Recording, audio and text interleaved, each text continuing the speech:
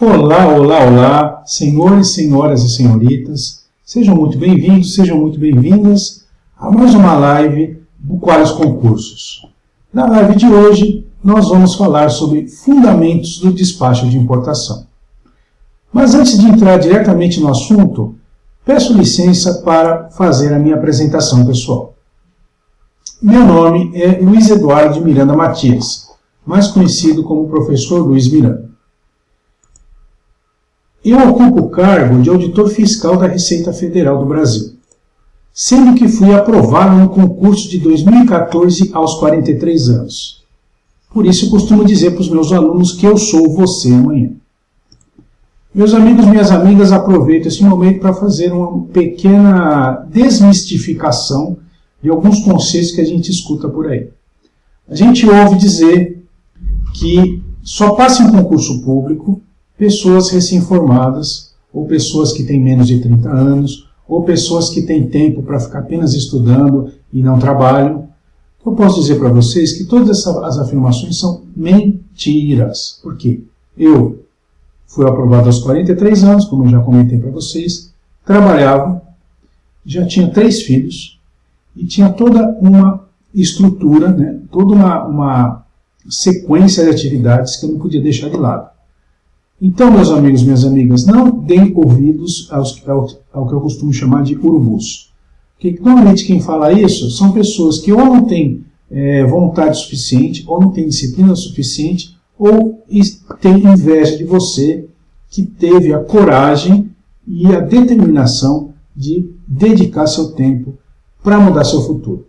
Beleza? Então esse é o primeiro aviso que eu dou para vocês. Não caiam nessas conversinhas para boi dormir. Que mais? Entre 2012 e 2014, abril de 2012 a outubro de 2014, eu trabalhei como analista de controle no Tribunal de Contas do Paraná.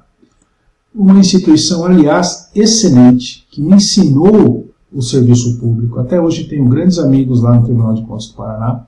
E eu só deixei essa instituição por quê? Porque eu tinha um sonho de assumir o cargo que eu estou hoje. Então, eu diria para vocês que quem está numa área de controle é uma área excelente, de muito aprendizado, de muita atuação e que faz a diferença realmente para o país. Antes de trabalhar no Tribunal de Contas, meus amigos e minhas amigas, são quase 20 anos de experiência na iniciativa privada, de 1992 como estagiário até 2011, quando eu ocupava um cargo de gestão. E o que aconteceu comigo? Eu recebi o bilhete azul. Dizendo em termos mais populares, me deram um pé no traseiro, ou fui mandado embora. Veja a situação, meus amigos e minhas amigas. Fui mandado embora, minha esposa não tinha emprego, estava desempregada, e tínhamos 3 filhos pequenos para criar. Então eu queria dar uma mensagem para você, meu amigo, minha amiga, que se encontra em situação semelhante. Não se desespere. Não entre em pânico, não faça coisas impensadas, tenha fé, tenha confiança, tenha perseverança. Você vai mudar o seu destino, é só você querer. Continue, não desista, que você tem pelo menos um torcedor, sou eu. Estou torcendo pelo seu sucesso, porque só quem passou o que eu passei sabe exatamente o que você está sentindo agora. Então, coragem. Você vai conseguir. Não desista, não desista e não desista. Beleza? Que mais que eu posso dizer para vocês? Minha formação, sou engenheiro eletrônico e economista.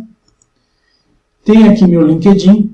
Aliás, para os concurseiros e concurseiras, a única rede social que eu, como professor, considero útil é o LinkedIn. Por quê? Você tem uma conexão de abordagem profissional, sóbria, tranquila, serena. As postagens são técnicas, você aprende muita coisa no LinkedIn, tem muitos cursos gratuitos, tem muitos posts inteligentes que vão te ajudar. E se você ainda estiver em busca de emprego, você vai conseguir algumas entrevistas pelo LinkedIn, como foi o meu caso. Tá? Então, o LinkedIn é a única rede social que eu recomendo. As demais, você como concurseiro e concurseira, se você puder, cancele, suspenda, elimine, porque tira a sua atenção, tira o seu foco e o pior, elas fazem você perder seu equilíbrio emocional. Então você vai lá no Facebook, vê uma postagem de uma pessoa sendo maltratada, ou você vai lá no WhatsApp e começa a discutir, brigar com seus familiares por causa de política. Tudo isso tira o seu equilíbrio emocional. E para passar no concurso, meu amigo e minha amiga, não basta apenas estudar, não basta apenas se focar. Você tem que estar emocionalmente tranquilo, tranquila e focado. Então, não use redes sociais que vão te distrair. O Instagram também tem as minhas ressalvas. Apesar de existir alguns posts muito bons tecnicamente, tem as minhas ressalvas. Porque você entra no Instagram, começa a ver uma foto, começa a ver outra. Quando você vê, perdeu meia hora de estudo, que é algo no seu LinkedIn. Também tenho um perfil no Instagram, tenho pouquíssimas postagens lá, como já falei para vocês. E tem um canal no YouTube que é de caráter filantrópico. Esse meu canal aqui, eu posto resolução de questões e alguns tópicos das disciplinas que eu ministro, que é a legislação aduaneira, comércio internacional e legislação tributária federal. Então deve ter lá mais ou menos uns 300 vídeos de questões comentadas, né, com caráter filantrópico, para ajudar quem precisa. Então eu não peço like, não peço sininho, todas aquelas bobagens. Não me preocupo com isso. O meu objetivo é postar um vídeo de 5 minutos de uma questão. Às vezes tem um vídeo mais longo, quando você tem um tópico, né, que você está explicando, mas o objetivo é ajudar e que você consiga tirar as suas dúvidas de algumas questões que você tem aí se deparado. Tá bom? Que mais, meus amigos? Era isso sobre a minha apresentação. Agora, a nossa agenda do dia de hoje, ela abrange 5 tópicos principais: o território aduaneiro, o fluxo do despacho de importação, a ADI propriamente dita. Vamos falar de multas administrativas do despacho de importação, as principais, porque são muitas, vou falar só das principais. E nós vamos fazer um exercício em que você vai simular ser auditor fiscal, auditora fiscal por um dia. Beleza? Então, sem mais delongas, né, que vocês já tiveram que me ouvir muito, vamos ao que interessa. Território aduaneiro, meus amigos, minhas amigas. O que é o território aduaneiro e como ele se divide? Isso é muito importante vocês entenderem. Por quê? Porque você entendendo como é que funciona o território aduaneiro, você aprender a legislação aduaneira vai ser muito mais tranquilo. Bom, então, o território aduaneiro é dividido em zona primária e zona secundária. A zona primária ela é compreendida por quê? Pela área terrestre dos aeroportos alfandegados, pela área terrestre ou aquática, contínua ou descontínua, viu? Coloquei descontínua aqui, nos portos alfandegados, e por fim, a área terrestre nos pontos de fronteira alfandegados. Neste ponto podem aparecer duas dúvidas para vocês. Primeiro, o que é alfandegado, professor? Alfandegado é um local em que você tem a presença física da Receita Federal. Você tem lá, normalmente você, do ponto de vista de dica, né, você vê aquela estrela, né, da aduana, é um local alfandegado. Por quê? Ele vai ter entrada e saída de mercadorias para o exterior, né, ou vindo do exterior. Então, é um local que você tem a fiscalização aduaneira. Então, o alfandegamento é um procedimento especial que transforma uma área comum em uma área alfandegada, né? Uma área que você vai ter a fiscalização da Receita Federal. Esse é o primeiro ponto. O segundo ponto que devem estar perguntando, o que é um ponto de fronteira alfandegado? Porque aeroporto e porto, todo mundo sabe, todo mundo conhece. Um ponto de fronteira alfandegado, meus amigos, minhas amigas, futuros colegas, é um local em que não há porto nem aeroporto. Exemplo, em Uruguaiana, né, a cidade ao lado da que eu trabalhei, quando eu entrei na Receita Federal, você tem o quê? Você tem uma ponte internacional. Então, para vocês entenderem, veja, aqui você tem o rio Uruguai, olha que lindo o rio Uruguai. E aqui você tem, se não me engano, o lado brasileiro, aqui o lado argentino. E você tem uma ponte internacional que é um ponto de fronteira alfandegado. Porque aqui você tem, né, nesse prédio aqui você tem a Receita Federal. Tá? Aqui os caminhões, né, que estão levando e trazendo mercadorias do Brasil para a Argentina. Então as cidades que fazem fronteira no Brasil, Uruguaiana e Passo de los Libres, lá na Argentina. Beleza? Ficou claro que é ponto de fronteira? Ficou fácil, né? Ponto de fronteira é aquilo que não é nem um porto, nem um aeroporto alfandegado. Beleza? Tá bom, professor. E a zona secundária, né? Você fechou aqui o conceito de zona primária, bem rapidamente, e o que seria uma zona secundária. A zona secundária é o quê? Por eliminação, é o restante do território aduaneiro, beleza? Então, zona primária é onde está o alfandegário. E zona secundária é o resto. O que inclui esse resto é importante, porque pode ser fonte de pegadinhas. Primeiro, as águas territoriais. E o que seriam as águas territoriais? Veremos no próximo slide. Também temos o nosso amigo espaço aéreo. As águas territoriais, meus amigos, é essa faixa azul escura aqui, que corresponde às chamadas 12 milhas náuticas ou 22 quilômetros. Ah, professor, mas para que colocar as águas territoriais no território aduaneiro? Não faz sentido. Faz sentido sim, meus amigos e minhas amigas. Imagina ali que você está no Porto de Santos e alguns cidadãos mal intencionados tenham fugido com algumas cargas, né, importadas, estrangeiras ali no seu barquinho. E eles são capturados aí pela Marinha com a ajuda da lancha da Receita Federal. Então as cargas são apreendidas e é aplicada a penalidade de perdimento, porque elas não tinham nenhuma documentação. Né? Aí o advogado, né, dos cidadãos vai chegar lá e entrar na justiça e dizer: não pode apreender minha carga porque eu estava aqui no mar e aqui não é território. Negativo. Aqui está o regulamento aduaneiro. As águas territoriais são zona secundária. E se você for surpreendido com mercadoria estrangeira na zona secundária sem o comprovante da sua regular importação, é passível da aplicação da pena de perdimento. Essa é a base legal para você aplicar a penalidade de perdimento para os chamados shoppings da muamba. Né? Então, aqueles shoppings da muamba, em que você está cheio de mercadoria estrangeira, às vezes até falsificada, sem nenhum comprovante de importação, com base nesse dispositivo legal do regulamento aduaneiro, você apreende e aplica a pena de perdimento. Então, por extensão, né, você está numa zona secundária, que é aqui, essa parte azul, você pode aplicar a penalidade de perdimento se você surpreender os cidadãos mal intencionados com muamba. Que mais? Espaço aéreo. Veja, no espaço aéreo também é zona secundária. Quem já fez viagem internacional, depois lá de um certo tempo que você está no voo, principalmente depois do jantar, é oferecida a chamada venda a bordo, certo? Então, tem uma explicação técnica, não, tem que esperar o pessoal organizar o almoço, o jantar, etc, etc. Mas também, aí tem uma brincadeira minha, tem a explicação alfandegária, por caso. Por quê? Depois de 1 ou 2 horas, normalmente, o avião já saiu do espaço aéreo nacional. Aí, já saindo do espaço aéreo nacional, se tiver alguma muamba ali, naquelas mercadorias que estão sendo vendidas, não vai poder mais ser apreendido. Agora, se estiver dentro do espaço aéreo, tiver lá, por exemplo, o nosso secretário da Receita Federal, que ele tem a jurisdição no Brasil inteiro, né, ele vai lá e surpreende uma muamba, ele vai lá apreender a muamba e aplicar a pena de perdimento. Beleza? Então, isso é uma brincadeira do ponto de vista didático, para vocês memorizarem porque o espaço aéreo é zona secundária. Cai na prova. Isso, tá bom? Que mais? Com isso, nós fechamos zona secundária. Vejam que eu estou falando de uma forma bem simplista, bem rápida, para que vocês memorizem. Né? Obviamente, no curso de legislação aduaneira, isso é visto de uma forma bem mais detalhada. Agora nós vamos falar um pouquinho, meus amigos, minhas amigas, sobre o fluxo do despacho de importação.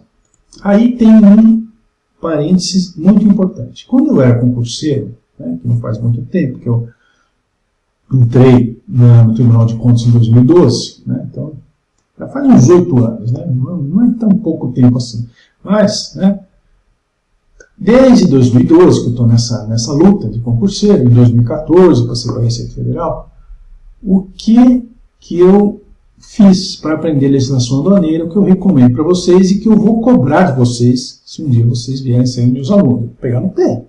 Anotem aí, vou pegar no pé.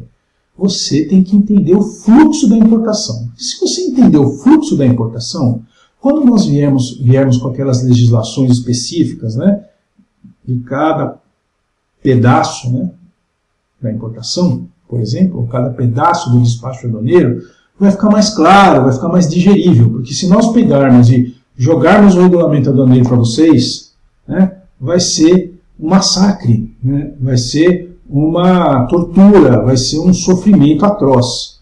Então, entendendo o fluxo vai ajudar vocês a entender a legislação aduaneira posteriormente e até mesmo vai facilitar a sua vida como importador. Você não vai cometer alguns erros básicos que nós vemos, né? No meu dia a dia, eu trabalho na alfândega, nós vemos erros absurdos, muitas vezes por desconhecimento. Tá bom? Então, prestem atenção no fluxo que eu vou pegar no pé. Nós vamos pegar no pé de vocês, tá bom? Começando do começo, você tem aqui no Brasil um importador, né, já que nós estamos fazendo uma importação, né, você tem um exportador em outro país, no estrangeiro, e tem um importador no Brasil. Isso é o passo número 0. O exportador ele envia uma fatura pro forma, uma cotação para o importador. Importante deixar bastante claro que a fatura pro forma não pode ser utilizada como um documento instrutivo no despacho de importação. Por que eu estou falando isso? Porque vira e mexe, chegam lá DIs, né, para serem analisadas, lá onde eu trabalho, e aparece apenas a fatura pro forma. Não pode. Nós vamos ver mais para frente nesse próprio vídeo aqui. Fatura pro forma não pode, tem que ser a fatura comercial original assinada pelo exportador. Fatura pro forma é uma cotação, é uma negociação prévia, não tem validade aduaneira, tá bom? Então, atenção para esse ponto. Passo 2. Vamos supor o seguinte, vamos supor o pior caso, que é o seguinte. As mercadorias que necessitam de autorização de órgãos anuentes para serem importadas.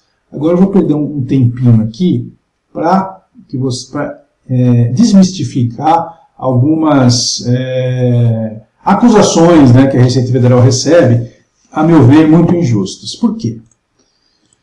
Se você solicita uma licença de importação para um órgão anuente, quem vai dizer que pode ou não pode começar a importação não é a Receita Federal, é o órgão anuente. Então, os principais, nós temos muitos órgãos anuentes, mas os principais órgãos anuentes que eu posso citar para vocês, os que mais aparecem é a Anvisa, para medicamentos, o Ministério do Exército para armamentos e munições, o Ministério da Agricultura para alimentos e o Inmetro para alguns itens específicos que necessitam de certificação. Exemplo do Inmetro, capacetes, né? Algumas autopeças necessitam de licença de importação do Inmetro. Vamos falar da Anvisa, que é importante. Se você vê no site lá um medicamento milagroso que vai salvar a vida de algum parente seu, né? Você lá tem a recomendação, deu certo lá na Alemanha, no Japão, etc. Você vai importar esse medicamento porque você tem um parente em estado crítico. O que você tem que fazer, meu amigo, minha amiga? Pelo amor de Deus, vai no site da Anvisa e vê se ele é autorizado. Porque quem autoriza a importação de medicamentos não é a Receita Federal. Quem dá o ok, o aval, olha, pode importar é a Anvisa. Então não adianta você comprar um medicamento, chegou, parou ali na alfândega, e você falar que a Receita Federal está bloqueando seu equipamento, seu medicamento, etc. Seu parente vai morrer, uma criança inocente. A gente com o coração dolorido, mas a gente não pode fazer nada. Porque quem autoriza, no caso de medicamentos, é a Anvisa. Se você não tiver a licença de importação da Anvisa, a gente não consegue desembaraçar, o sistema não vai, fica travado. Vocês entenderam? Por favor, importou medicamentos, vai no site da Anvisa, né? Pega a licença de importação, porque muitos medicamentos precisam de licença de importação. Cuidado com isso. Agora, meninos, né, que gostam, né, de histórias militares, a questão bélica, etc. Tal, ó, armas de fogo, munições e os simulacros, ou seja, paintball, airsoft, ou seja, tudo que pareça uma arma de fogo, precisa de um certificado de importação do Exército Brasileiro.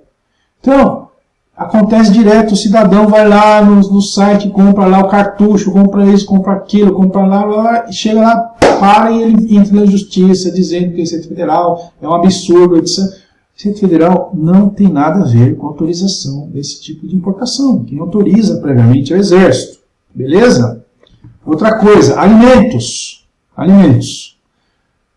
Acontece mais a questão dos alimentos, acontece mais na bagagem, né? Então o cidadão, a cidadã vai lá, compra um monte de alimentos que não tem, né, embalagem indicando lá que ele foi inspecionado, carne, principalmente queijo, etc. Chega lá, né, na alfândega, a gente chama o colega lá do Vigiagro, que é do Ministério da Agricultura, e o colega faz a apreensão, porque não pode, meu amigo, minha amiga. Você traz aquele queijo caseiro, não dá, porque ele pode trazer uma praga, uma peste, alguma coisa lá dentro dele que a gente não sabe, e estraga toda a nossa agricultura, que aliás é o que está sustentando o nosso Brasil nesse momento de crise, nossa agricultura, né? Então, pelo amor de Deus, alimentos que não sejam industrializados, que não tenham um carimbinho lá de inspeção lá do local dele, não vai permitir entrada. Você tem que... quer importar coisa in natura? Pode importar coisa in natura. Peça a licença de importação do Ministério da Agricultura, eles vão lá fiscalizar e vão liberar. Receita Federal não tem nada a ver com esse tipo de autorização. Beleza? Outra coisa, capacete, acho que eu já falei, capacete, para os aficionados de moto velocidade, precisa de licença de importação do Inmetro, tá bom? Eu estou dando as dicas aqui, aproveitando para vocês entenderem. A importação, ela não começa com a fatura comercial, ela não começa com o conhecimento de carga, ela não começa com o packing list. A importação, ela começa com o quê? Qual é o documento mais importante da importação? Vamos ver se vocês entenderam o espírito da coisa. O documento mais importante da importação, meus amigos e minhas amigas, chama-se licença de importação. Vocês vão ver no nosso curso que a licença de importação, graças a Deus, no Brasil, ela é a exceção. A maioria dos produtos, ela não precisa de licença de importação.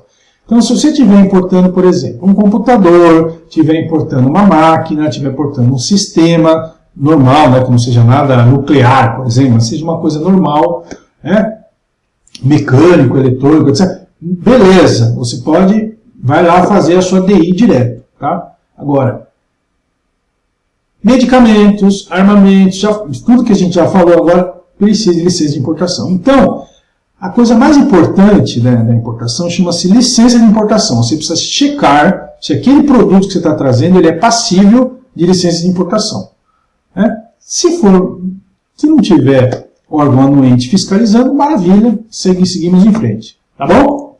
Então, no passo 2, o importador vai solicitar uma LI para o respectivo órgão anuente, né? Estamos imaginando o pior caso, que seja uma mercadoria que precisa de licença. No passo 3, o que acontece? O órgão anuente analisa e ele vai deferir a LI. Deferir quer dizer autorizar a importação para o importador. Então, beleza, né? O órgão anuente, vamos supor que é um medicamento, a Anvisa fala, beleza, pode importar, tudo certo, pode ir em frente. O que acontece depois do deferimento da licença de importação? Os nossos amigos lá no estrangeiro, o transportador no estrangeiro, retira a mercadoria com o exportador, com o fabricante, e entrega para o exportador, ele manda a mercadoria para o transportador, e o transportador entrega para o exportador o conhecimento de carga original, que está aqui do lado, ó, mostrando para vocês aqui, um exemplo de AWB, Airway Bill, conhecimento de embarque aéreo. E esse conhecimento de embarque aéreo representa o contrato de transporte, tá? Ok? Vocês vão ver com detalhe no curso de legislação aduaneira o que é um conhecimento de carga e quais são os aspectos que devem ser obrigatoriamente cumpridos no conhecimento de carga. Tá bom? Por enquanto nós estamos fazendo algo mais genérico, entendendo o fluxo. O quinto passo, a mercadoria é transportada para o Brasil. Aí eu coloquei aqui o nosso amigo Antonov, né, o grandão aqui, só para dar uma importância na sua carga. E em paralelo, o que acontece? O exportador entrega para o banco, o banco dele, lá no país dele, os documentos instrutivos, fatura comercial, conhecimento de carga, para que esse banco vai fazer o quê? Você pode estar pensando, para que mandar esses documentos para o banco? Aí vocês vão entender no passo 6. Por quê? No passo 6, o que vai acontecer? Os documentos instrutivos são passados pelo banco estrangeiro para o banco brasileiro, né?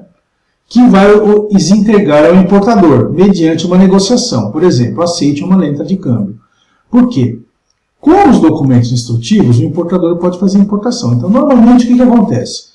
O exportador só vai passar os documentos instrutivos para o importador via banco, porque o banco vai garantir que o importador vai pagar. Vai ter um contrato, vai ter uma letra de câmbio, vai ter algum instrumento comercial que vai garantir que o importador pague no futuro. Beleza? Então, isso é o que vai acontecer. Então, você manda para o importador a fatura e o conhecimento, e o importador vai assinar provavelmente uma letra de câmbio ou algum outro documento financeiro, se comprometendo a pagar pela importação. Que mais, meus amigos, minhas amigas? Ponto 8. Veja que até o ponto 7, olha que interessante, até o ponto 7 a Receita Federal nem aparece no mapa. Estava só uma negociação entre importador, exportador, transportador, banco estrangeiro, banco nacional, ou seja, não havia nenhuma interferência da Receita Federal nesse processo. Beleza? Isso é importante vocês entenderem. No ponto 8, item 8, nós temos o chamado registro da DI, que é também conhecido como fato gerador do despacho de importação, ou melhor, fato gerador do imposto de importação. Nós vamos ver isso na aula de imposto de importação, você vai entender o que é um fato gerador. O importador leva os documentos instrutivos à Receita Federal. Em paralelo, o Banco Brasileiro emite uma ordem de pagamento para o banco estrangeiro a favor do exportador. Então você tem o exemplo de uma DI. Beleza? Que mais agora, meus amigos? Passo 9. Passo 9, nós temos o quê? A Receita Federal fiscaliza a importação e vê que está tudo certo e desembaraça o processo. Em paralelo, lá no estrangeiro, debita-se a conta corrente que o Banco Brasileiro mantém, né, e manda-se moeda estrangeira para o exportador. Então, o exportador recebe o pagamento, neste caso. Beleza? Este é o fluxo do ponto de vista teórico. Ele funcionava, do ponto de vista prático, quando o mundo era um mundo analógico, né? Quando tudo era feito via fax, via telex, via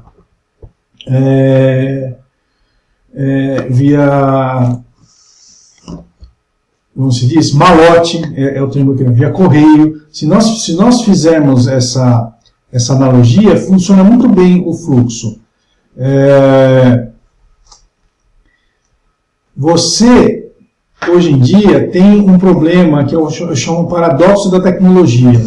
Quando você recebe tudo por WhatsApp ou tudo por e-mail, você acaba não conseguindo entender para que é cada documento. Então você recebe tudo junto, fatura, conhecimento de carga, packing list, você recebe um monte de informação bancária, etc. Acaba ficando perdido. Então, por isso que eu sou chato e insistente para que vocês entendam como é que funciona esse fluxo. Porque com isso, quando vocês virem a legislação aduaneira, vocês vão entender o porquê. Agora entendi. Por que tem essa instrução normativa? Por que tem esse decreto? Beleza? Para regulamentar esses passos. E a coisa funcionar, o comércio exterior tem que fluir. Ok, meus amigos, minhas amigas? Como referência, né, vocês vão encontrar isso no livro Comércio Internacional e Legislação Aduaneira, 6ª edição da Editora Método, autor Rodrigo Luz, nosso colega, auditor fiscal da Receita Federal. Tá bom? Então, quando era concurseiro, encontrei esse fluxo no livro do Rodrigo Luz, me ajudou muito em legislação aduaneira, tanto que eu me apaixonei por legislação aduaneira. Hoje eu sou professor de legislação aduaneira, trabalho com legislação aduaneira, eu vivo legislação aduaneira. Então, se você não entender esse fluxo, você pode até passar na legislação aduaneira, só que você vai sofrer, vai ser dolorido, tá bom? Então, estudem, revisem, né? Tentem desenhar esse fluxo de memória, que vai ajudar muito a sua vida de estudante. Que mais? Com isso, meus amigos, fechamos o item 2 da nossa agenda, que é o fluxo do despacho de importação. Podemos falar agora sobre a declaração de importação. Meus amigos, sobre declaração de importação, ele é um assunto vasto, extenso, enorme. Eu vou simplificar a vida, eu vou considerar que nós vamos fazer uma importação no regime comum de importação, que é aquele que a empresa, ou até mesmo a pessoa física, registra uma declaração de importação, porque nós temos o regime de tributação simplificada, que é aquele que utiliza os correios ou as empresas de courier. Nós temos o regime de tributação especial, que é a importação feita normalmente quando o passageiro vem do exterior, em Foz do Iguaçu, via terrestre ou por avião. Nós temos o regime de tributação unificada, que é o chamado o simples dos sacoleiros, que é para importação de mercadorias do Paraguai, né? Você unifica os tributos. Ou seja, nós temos muitos regimes de importação. Aí nós temos os regimes especiais, que nós temos o trânsito aduaneiro, nós temos Zona Franca de Manaus, nós temos as zonas de processamento de exportação, nós temos a Amazônia Ocidental, nós temos as áreas de livre comércio. Então vejam, eu estou citando de memória vários e vários regimes aduaneiros diferenciados. Então, como nós estamos fazendo uma coisa básica, eu vou considerar o clássico, que é o regime de importação comum. Então, guardem as suas curiosidades, principalmente do regime de tributação simplificada, porque ele não se encaixa muito aqui no que a gente vai mostrar. Tá bom? Vejamos, então. Primeira coisa, a declaração de importação. O que é a declaração de importação? Ela é um documento que é elaborado pelo importador ou por seu representante legal, que a gente costuma chamar de despachante aduaneiro, no Siscomex, que é o Sistema Integrado de Comércio Exterior. Nós temos aí aula explicando o que é o Siscomex, tá? E consiste na prestação de informações constantes do anexo único da Instrução Normativa 680 de 2006, que deve respeitar o tipo de declaração e a modalidade de despacho, tá bom? Então, se você quiser fazer sua importação como pessoa física, né, ou como pessoa jurídica, e não quiser ter dor de cabeça, você precisa ler a Instrução Normativa 680 de 2006. Na internet, lá é facinho de você encontrar. Se você ler a Instrução Normativa 680, a sua dor de cabeça vai diminuir muito ou vai zerar. O que acontece no Brasil é que o brasileiro, né, infelizmente, ele tem o mau costume de não ler o manual de instrução. Né? O brasileiro abre o produto e já vai querendo ligar. Se lesse o manual de instrução antes de ligar o produto, muitas dores de cabeça seriam evitadas. Então, leia a Instrução Normativa 680, né, que você vai ter a sua vida facilitada e você vai chorar menos e vai ficar mais feliz. Garanto isso para você. Além do que, você vai passar na prova, né, porque os itens da prova estão normalmente na 680.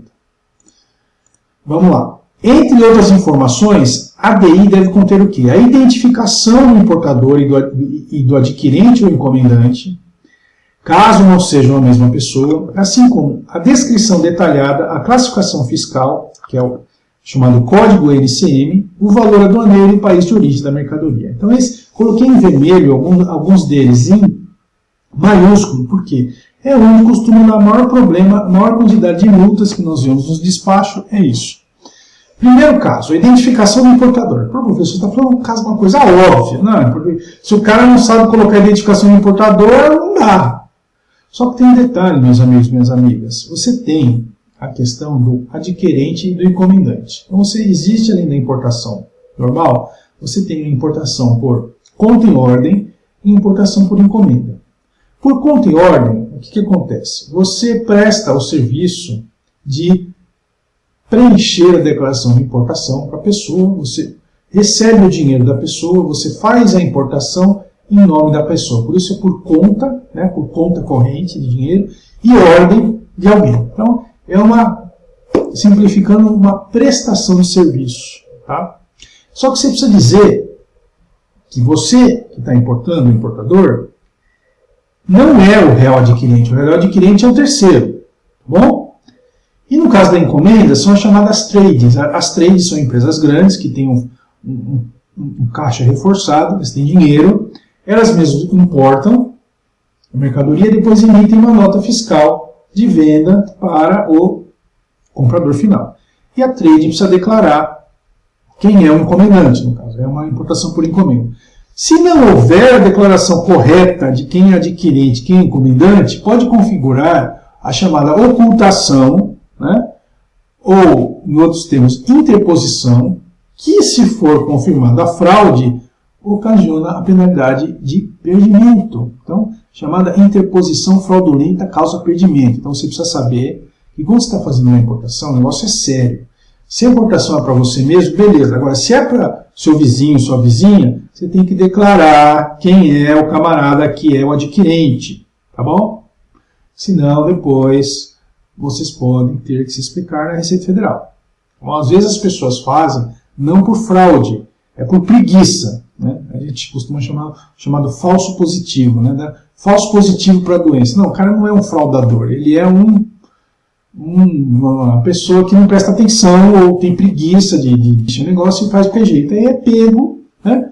E fica angustiado, né? Porque fica ali com uma suspeita grave em cima do CNPJ do CPF. Tá bom? Então, prestem atenção nesse ponto. Então, esse é o primeiro ponto que eu estou enfatizando, que dá muita dor de cabeça. A descrição detalhada, meus amigos, está aqui. A descrição detalhada, o que ela tem, a descrição detalhada? Ela é a base para você fazer a classificação fiscal da mercadoria.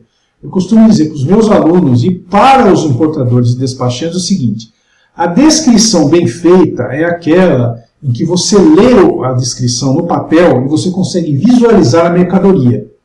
Tá? Então, se você descrever caixa AK47 ou a AJ215, ou colocar o part number, não significa nada. Essa descrição, desculpa a expressão, é um lixo. Por quê? Você pode ter uma caixa de papelão, você pode ter uma caixa de madeira, uma caixa um porta-joias de metal, pode ser uma caixa de ouro, de cobre, ou seja, cada uma dessas exemplos que eu dei é uma classificação fiscal diferente. Então, uma classificação fiscal boa precisa de uma descrição boa. 80% do seu sucesso ou do seu fracasso na sua importação vem da descrição. Se você descrever, eu falo a regra de 3, né? A descrição boa tem que ter. Tem que dizer o que é a mercadoria, do que ela é feita e para que serve. Então, o exemplo da caixa. Caixa de papelão para embalar documentos e demais itens. Perfeita a descrição. Agora, caixa AJ215 quer dizer nada. Você não consegue saber que tipo de caixa é. Tá bom? Ficou claro? Descrição detalhada. O que mais, meus amigos e minhas amigas? A classificação fiscal, né? Uma vez que você fez uma descrição detalhada, é muito difícil você errar na classificação fiscal. Tá? Então, a classificação fiscal é uma tabelinha chamada TEC, Tarifa Externa Comum, que foi feita de comum acordo entre Brasil, Uruguai, Argentina, Paraguai e também Venezuela, que está suspensa também com o Sul, mas por enquanto ainda faz parte. Então, você tem lá uma tabelinha com a descrição de todas as mercadorias e um código. Aí você, por exemplo, caixa de papelão. Aí lá tem um código, você utiliza aquele código, é um código NCM da nomenclatura comum do Mercosul, por isso que chama NCM. E o valor aduaneiro, meus amigos, minhas amigas. O valor aduaneiro, tem uma aula muito boa sobre o valor aduaneiro. Só que é o seguinte, o que dá muita dor de cabeça, que a gente... as pessoas confundem uma coisa chamada valor com uma outra coisa chamada condição de pagamento. Os tributos são feitos em cima do valor, são calculados em cima do valor, não da condição de pagamento. Por que isso que você está falando, professor? Porque é o seguinte, às vezes você recebe um brinde, você não vai pagar. É um brinde, é um presente. Então a condição de pagamento é 0. Só que aquele brinde presente ele tem um valor. Então se você estiver trazendo aquele brinde para o Brasil, você tem que pagar os tributos em cima do valor. Ah, mas eu não concordo. Meus amigos, minhas amigas, é a lei. A lei é essa. Os tributos são calculados em cima do valor. Então, exemplo. iPhone, né, uma mercadoria, todo mundo sabe o valor de memória. iPhone, novo, $700, certo? Certo. São dezenas de importações que eu já vi. iPhone novo por $100. Ah, não, porque eu tive um desconto, porque eu compro muito. Ah, porque eu ganhei um bônus, etc. Tá? Meus amigos, não interessa. A condição de pagamento sua, que é $100, parabéns, você foi um bom negociador. Só que você tem que declarar o valor da mercadoria real. Porque essa mercadoria nova, ela vale $700, que é o que está estipulado no mercado. Então você tem que pagar os tributos em cima de $700, não em cima de $100. Ficou claro isso? Eu estou simplificando muito a questão do valor aduaneiro, eles têm outros componentes, mas 80% do valor aduaneiro é o preço da mercadoria. E as pessoas confundem preço com condição de pagamento. Muito cuidado. muito cuidado, né? Essa confusão dá muita dor de cabeça e muito chororô, muita briga, sem necessidade. Tá bom? Então, se você estiver trazendo alguma coisa, cuidado com o valor. Ele não é a condição de pagamento. Beleza? No país de origem da mercadoria, meus amigos, minhas amigas, não adianta tentar passar gato por lebre. Né? Então, tem que dizer o país de origem do item. Porque tem alguns itens que têm margem antidumping, principalmente os itens que vêm da China, alguns itens que vêm da China. Então não tenta pegar um item chinês e dizer que ele é alemão ou que ele é italiano. Não vai dar certo. Né? Vai ser pior na emenda do soneto. Beleza, meus amigos e minhas amigas? Sobre as informações importantes da DI, espero que tenha ficado claro. Por que eu estou sendo tão chato? Porque vocês vão fazer um exercício. Vocês pensam o quê? Aqui comigo é o seguinte, tem a disciplina, tem a parte teórica, mas tem o exercício, não tem que fazer na prática. Pensando o quê? Que é fácil? Futuro fiscal, tem que começar a trabalhar desde agora. Parametrização da DI. Isso acho que muita gente conhece, mas não custa repassar. Existem 4 tipos de parametrização do lado da importação. A primeira delas é que todo mundo gosta, é o chamado canal verde, sem conferência aduaneira. Então chega lá a mercadoria, se ela é parametrizada no canal verde, ela é liberada automaticamente pelo sistema. No caso do canal amarelo, é feita uma conferência dos documentos instrutivos da DI. É obrigatório que seja feita, no mínimo, a conferência dos documentos, para ver se não tem, né, o famoso cara crachá. Você olha lá, a DI diz lá, 20 patinetes. Aí você tem que olhar a fatura comercial, ver se está declarado 20 patinetes. O valor. Condição de pagamento, aí, beleza? Então, é esse tipo de conferência cara crachá. Você confere os documentos. No canal vermelho, meus amigos e minhas amigas, nós temos a chamada conferência documental e física. Você confere os documentos e você abre a caixa da mercadoria, porque lá, 20 patinetes, tem que abrir a caixa e tem que ter 20 patinetes. Se tiver 20 skates, aí nós temos um problema. Tem um problema de falsa declaração de conteúdo, né? A rigor. Né? Às vezes é erro, mas pode ser que seja fraude. Aí é um outro problema. Então, você tem que ver fisicamente se aquilo que foi declarado confere na prática. Por fim, o chamado canal cinza, que aí você está numa situação complicada, porque você vai ter a conferência documental física de valor aduaneiro. Será aberto um procedimento especial de investigação para apuração de irregularidades puníveis com a pena de perdimento. Então, o canal cinza é um canal complicado, porque a mercadoria, né, o despacho pode ficar retido por até 180 dias, até que seja feita essa análise detalhada. Ok? Isso é do ponto de vista da parametrização. Com isso, né, do tópico DI, nós já abordamos a definição da DI, propriamente dita, e o que é uma parametrização. Agora vamos falar da recepção, depois da distribuição e agendamento para a conferência física. Recepção da DI. Quais são os documentos instrutivos em regra para a declaração de importação? A fatura comercial, o conhecimento de carga e o romaneio de carga, também conhecido como packing list. Aí nós vamos já adiantar para vocês um pouquinho de legislação, um pouquinho do regulamento aduaneiro.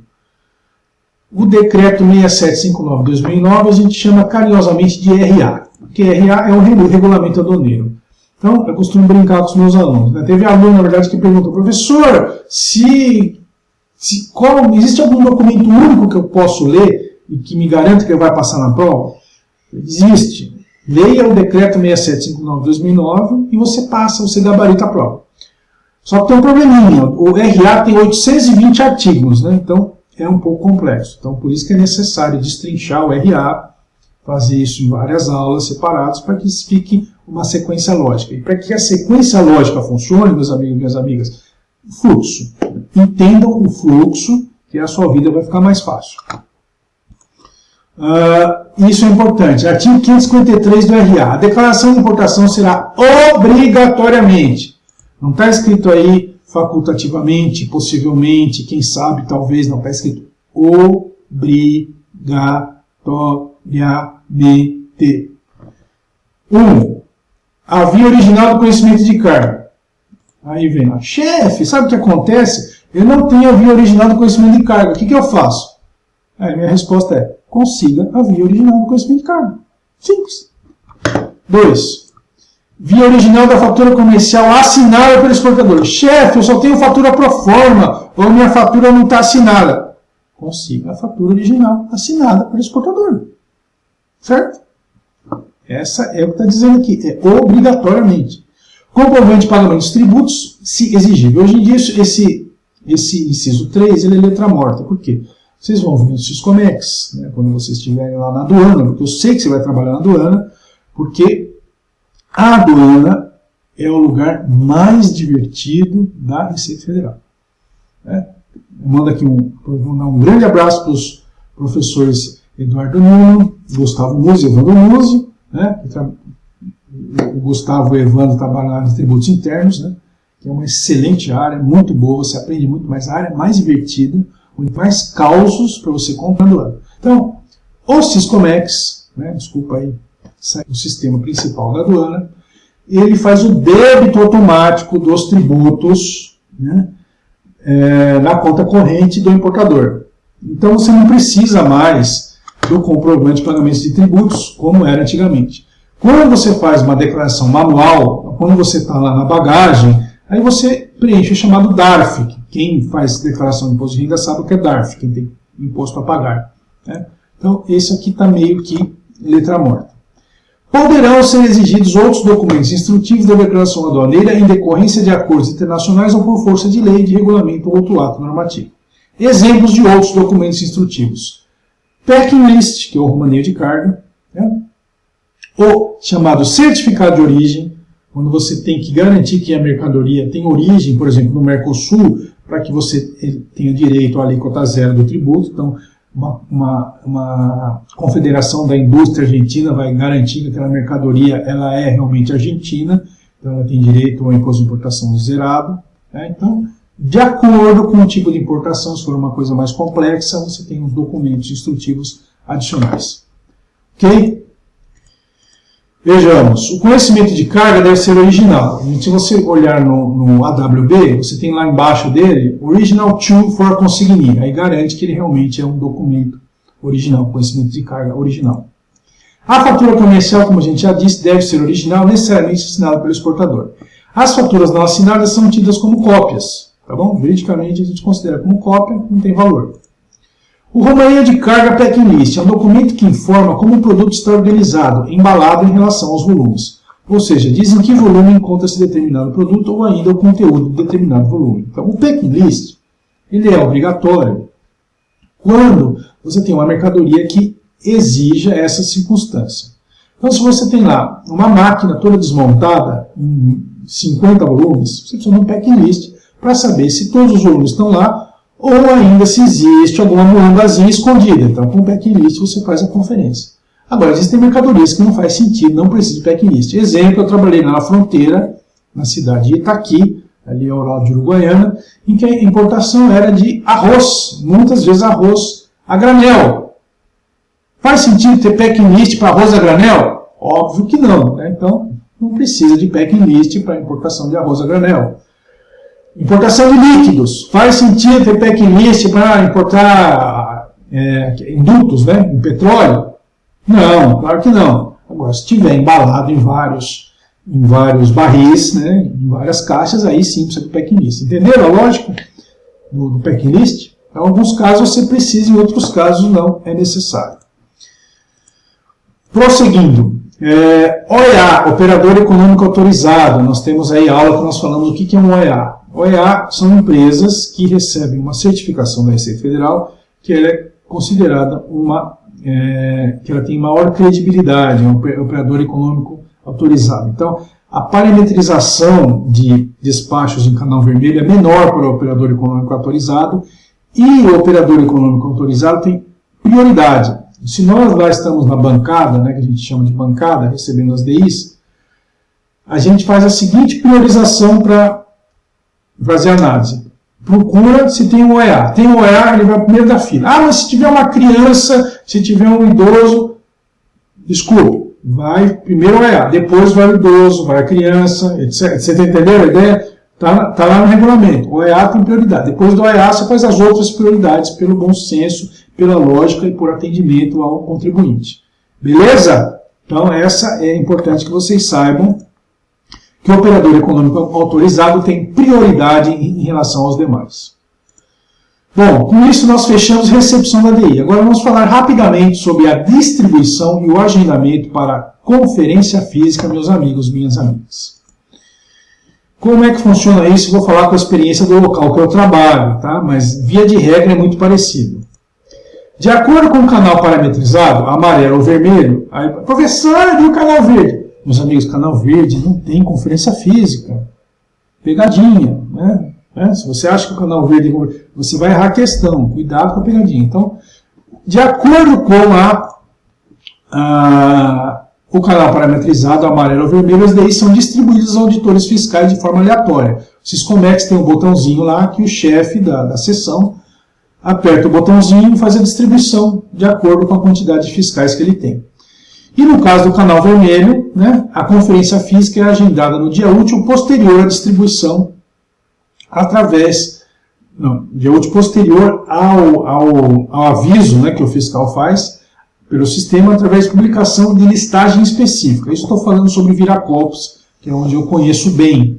Você tem lá a lista do push, né, de puxar as cargas. Então, nessa lista do push, o que nós vamos ter ali para informação? Os conhecimentos de carga, que pode ser um ou mais para cada DI, o nome do auditor fiscal responsável pelo despacho e o horário da conferência. Então, você é auditor fiscal, auditora fiscal, você recebe lá as suas DIs, você faz a análise documental, imagina que é um canal vermelho, faz a análise documental, beleza, tudo certo, aí você tem que fazer a conferência física. Você vai e avisa no sistema que a conferência física será no dia tal hora, né? E isso é publicado no corredor ali, que a gente chama, do TECA, para que todos os despachantes aduaneiros tenham acesso. E faz tempo que eu não consulto, mas antigamente, quando eu estava trabalhando direto lá no despacho, a gente ia no site do sindicato dos despachantes aduaneiros, tinha lá o push do dia tal. Eles tiravam uma foto e colocavam no site. O despachante que não tivesse lá fisicamente podia acessar remotamente, saber se a carga dele tinha sido selecionada para a conferência ou não. Beleza? Então é assim que funciona a distribuição e agendamento de conferência física. No caso do canal amarelo, isso é importante, pode cair na prova, normalmente é feita só a conferência documental. Só que se você achar alguma coisa estranha na conferência documental, por exemplo, você diz lá, a DI diz 20 patinetes, só que na fatura diz lá que é 20 skates. O que você vai fazer como um fiscal, ou uma fiscal zeloso? O que você vai fazer? Você vai ordenar a abertura da carga, você vai transformar o canal amarelo em canal vermelho. Isso está permitido no regulamento. Porque você vai querer confirmar se realmente é um skate ou é um patinete. Beleza? Então, essa é a ideia da conferência documental. Com isso, meus amigos e minhas amigas, fechamos a parte da DI. Podemos falar um pouco sobre as multas administrativas do despacho de importação. Meus amigos, do lado da importação, nós temos muitas multas que podem ocorrer. Eu vou apresentar 3 slides com os casos mais típicos. Mas no nosso curso de legislação aduaneira, nós entramos no detalhe de cada um dos casos. Tá bom?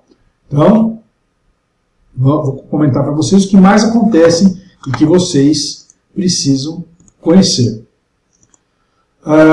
Nós temos vários tipos de multa. Tá? Nós temos multas sobre o valor do imposto, nós temos multas sobre o valor aduaneiro, e nós temos multas em dinheiro, principalmente. Então, são as 3 grandes divisões de multas. Nós estamos falando aqui só de multas sobre o valor aduaneiro. Então, nós temos aqui essas 4 multas aqui, varia de 30% a 10%, são os chamados problemas com licença de importação. Por exemplo, importação de mercadoria sem LI quando é obrigatório. Você importou lá um medicamento sem LI. Você vai ter que primeiro conseguir LI, junto à Anvisa, e depois pagar 30% de multa, porque não fez LI. Aqui, ó, embarque de mercadoria depois de vencida LI em até 40 dias. Você tem 10% de multa. Tá vendo? Então, são os problemas que envolvem LI. Costuma acontecer, infelizmente. As que mais acontecem é de 1% do valor aduaneiro, por classificação errada no NCM, e por descrição errada da mercadoria, incompleta, inexata e imprecisa, omitir ou prestar de forma inexata ou incompleta informação de natureza administrativa ou tributária, cambial ou comercial, necessária à determinação do controle aduaneiro apropriado. Isso quer dizer o seguinte: a descrição mal feita, ela prejudica a classificação fiscal. Portanto, passível de multa de 1%. O que mais? Nós temos aqui uma grande consequência de classificação fiscal incorreta, está aqui. 75% da diferença dos tributos no caso de falta de pagamento de tributo, de falta de declaração ou de declaração inexata. O que acontece? Normalmente, a gente sabe que o cidadão ele erra a classificação fiscal, por exemplo, o imposto era de 10 e ele classifica no imposto de 0. Eu nunca vi o pessoal errar para cima, né? O pessoal sempre erra para baixo. Então, o que acontece? Se era para pagar 10 e ele pagou 0, faltou, e a mercadoria, por exemplo, custava 100, né? O valor era 100, ele tem que pagar 10 de imposto.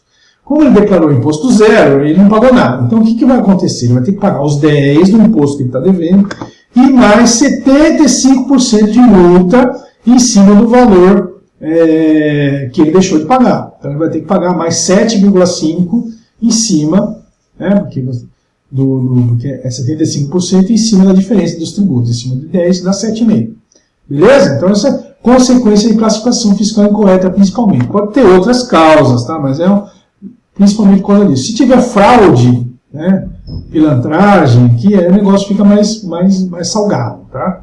Mas na maioria dos casos é por erro mesmo, tá? Vai por 75%. Um caso que eu já ouvi falar que aconteceu em algumas fronteiras é sumir o veículo que contém mercadoria, né? 50 mil reais de multa para o causador. Esse aqui é muito interessante. Se você estiver nervoso com a Receita Federal, com o fiscal, e você tem que mandar o seu fiscal, sabe o que você faz com a CDI? Você pega a CDI, enrola bem, enfia ela no seu bolso. O que vai acontecer com você? Você vai receber uma multa de 10 mil reais por desacato à autoridade aduaneira. Então você tem o chamado desacato à autoridade, antigamente dava prisão, né? Hoje em dia o STJ já tirou esse entendimento. Só que na área aduaneira, é pior, eu acho pior, pelo menos, né? Você receber 10 mil reais de multa do que ser preso.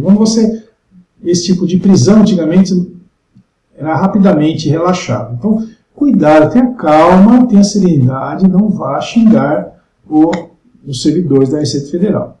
Tá bom? Outra coisa que acontece muito, multa de 5 mil reais a quem, por qualquer meio ou forma, omissiva ou comissiva, né? Você vai ver isso no direito civil, o que é omissão, o que é comissão, embaraçar, dificultar ou impedir a ação de fiscalização aduaneira, inclusive no caso de não apresentação de resposta no prazo estipulado a alguma intimação em procedimento fiscal. Então, não tente enrolar o auditor fiscal. Não tente, meus amigos, minhas amigas, dar o famoso migué. Exemplo de migué. Você pergunta, o professor pergunta, Joãozinho, quanto é 1 mais 1? E ele responde, Pedro Álvares Cabral. Ele deu uma resposta correta, Pedro Álvares Cabral, né? Só que a pergunta é errada, né? A pergunta é uma pergunta de matemática, ele deu uma resposta de história. É o que acontece às vezes, o fiscal pede, comprovar, apresentar documentação que comprove a classificação fiscal da mercadoria A. Ele apresenta a documentação da mercadoria B, ou da mercadoria C. Fica enrolando, fica criando, né, para ver se vence pelo cansaço. Não vai vencer pelo cansaço. E vai acabar levando, né, se insistir nisso, vai acabar uma multa de 5 mil reais. Então, cuidado, meus amigos, minhas amigas, com esse tipo de coisa. Tem outras multas aqui, que faz parte desse diagrama, mas eu só estou comentando as mais chamativas. Beleza? Com isso, nós fechamos as multas administrativas do despacho de importação e agora está na hora de vocês colocarem a mão na massa. Eu quero ver você, fiscala, né? Você vai trabalhar na aduana, que é o melhor lugar da Receita Federal, né? Com todo respeito aos outros que são excelentes também, mas a aduana é a aduana, o resto é resto. Então, vamos lá. Exercício, você vai ter que agora ser fiscal por um dia. Imagine, nós temos aqui um canal amarelo, que não dá para fazer um canal vermelho, né? Até daria, né? Mas vai ficar difícil, mercadoria e tal, fazer a abertura e tal. Um dia eu vou bolar um jeito de fazer um canal vermelho no vídeo, mas vamos fazer um canal amarelo. Então isso aqui é um uma adição de uma DI, uma adição real de uma DI. Aconteceu esse caso, é verdade, nós apagamos aqui o número da DI, a data de registro, né, quantas adições tinham e o nome do importador, porque nós temos que preservar o sigilo fiscal. Mas é um exemplo real para vocês praticarem. Tá? Então nós temos aqui, o que vocês precisam fazer? Canal amarelo, vocês aprenderam durante a aula de hoje, canal amarelo, você tem que fazer a conferência o quê? Documental. Tá? Então, eu não tenho aqui a fatura comercial e não tenho aqui o conhecimento de carga, porque senão vocês vão descobrir o importador que não pode. Sigilo fiscal, não posso apresentar essa. Então, vocês vão fazer uma conferência documental na própria DI. Tá? Então, isso acontece na prática também. O que vocês vão ter que prestar atenção? Eu vou dar a dica aí para vocês. O que vocês vão ter que olhar para ver e vão ter que indicar se está certo ou se está errado. Então, vocês vão ter que olhar aqui. Classificação fiscal, LCM, 9506-3200, bolas de golfe. Peso da adição, 12,5 kg. Quantidade de mercadorias, 25 unidades. E aqui a descrição da mercadoria. Tá bom? Então eu vou dar um tempo para vocês, vou pedir para vocês pausarem o vídeo, analisarem a DI e indicarem o erro, depois vocês vão fazer a exigência fiscal nos Siscomex. Tá bom? Então, tempo para o candidato, para a candidata.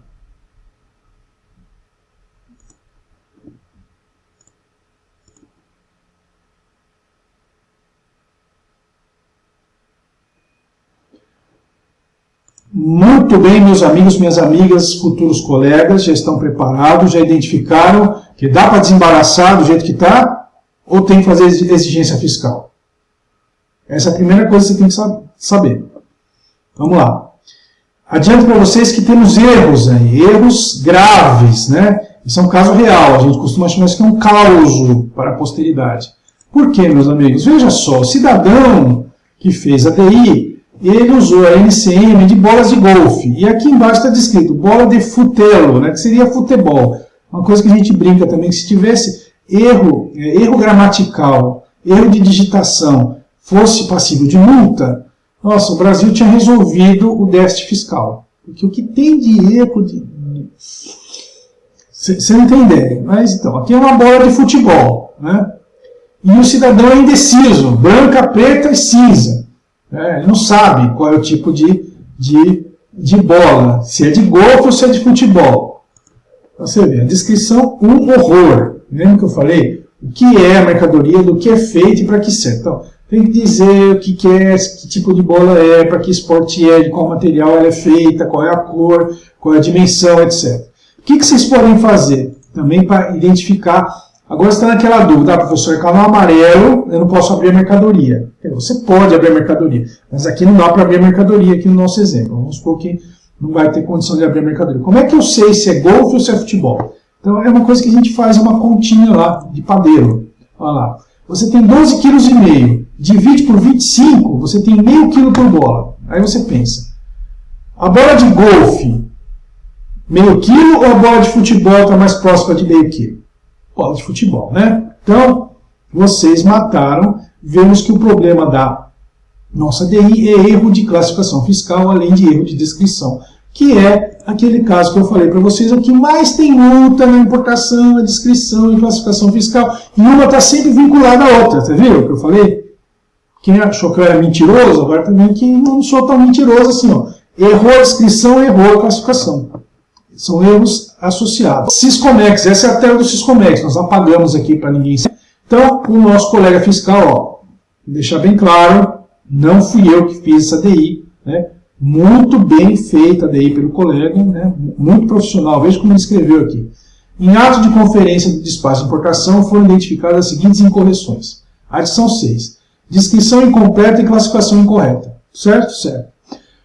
D. 9506-3200 para 9506-6200. É importante você fiscalar, né? Você, além de indicar que a classificação fiscal está errada, você tem que dizer qual é a correta, certo? Então, a classificação fiscal correta é essa aqui. É você informar que, a descrição, né? Bola de futebol, inflável, etc. Né? a cor da bola, o tamanho e assim por diante. É de couro, é de plástico e assim vai. Em caso de retificação de informação, retificar e complementar a informação da DI adição, recolher a multa prevista no artigo 711, inciso 3º do RA, que é o Regulamento Aduaneiro, observados os limites estabelecidos pela informação incompleta, incorreta, imprecisa e inexata. E na reclassificação, reclassificar a mercadoria, obviamente, recolher a multa prevista no artigo 711, inciso 1º. São dois incisos diferentes. Os limites estabelecidos pela... E outra coisa, veja só, a mudança de classificação, você tem que pagar tributo a mais. Vocês podem olhar na TEC depois e verificar que o imposto é diferente do 950.632.00 para o 950.662.00. Então, ele vai ter que... Então, será necessário recolher a multa referente à reclassificação, né? Da diferença de tributos, que está no artigo 725, inciso 1º, e você tem a possibilidade de redução da multa. 50% de redução se você recolher a multa até 30 dias da exigência fiscal. Tá bom? Isso a gente vai ver no curso. Então, o colega fez uma exigência fiscal perfeita, didática, fácil, direta e simples. Gostei muito desse exemplo. Certo, meus amigos e minhas amigas? Caso de dúvidas, não fiquem envergonhados. Mande a sua mensagem no chat, que estaremos aí, estou aí, né, para responder. Beleza? Forte abraço, espero vê-los no nosso próximo vídeo. Valeu!